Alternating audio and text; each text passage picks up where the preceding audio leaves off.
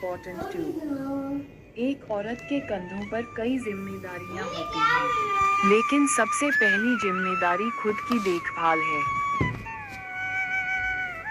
आइए सुनते हैं ऐसी एक कहानी। नीता एक आम गृहिणी थी, जो अपने परिवार के लिए दिन रात मेहनत करती थी।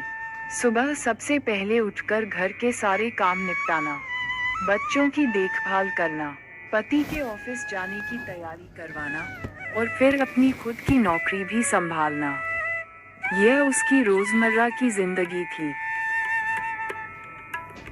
समय के साथ उसने महसूस किया कि वह खुद को भूलती जा रही है। उसकी हंसी कम हो गई थी, चेहरे की चमक मिटने लगी थी और थकान उसकी जिंदगी का हिस्सा बन गई थी। एक दिन जब वह बीमार पड़ गई, तो सब कुछ रुक गया।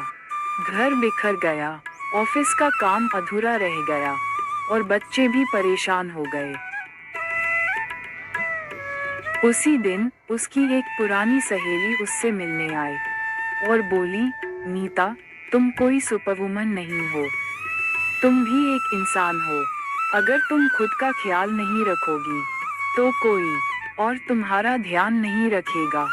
घर बाद में भी साफ हो सकता है, खाना कोई और भी बना सकता है, लेकिन तुम्हारी सेहत बिगड़ गई, तो उसे लौटाना आसान नहीं होगा।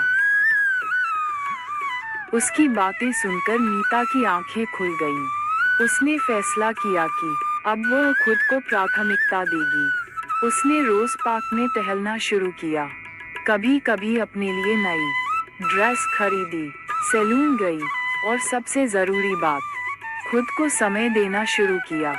अब वह पहले से ज्यादा खुश थी अगर हमारी वीडियो और अच्छी जब लगी वह हो तो खुश लाइक थी, शेयर सब्सक्राइब करना। इसी तो तरह की उसका सब वीडियो परिवार देखने के भी लिए हमारे खुश चैनल रहने सब्सक्राइब लगा। करना। धन्यवाद। Bye bye.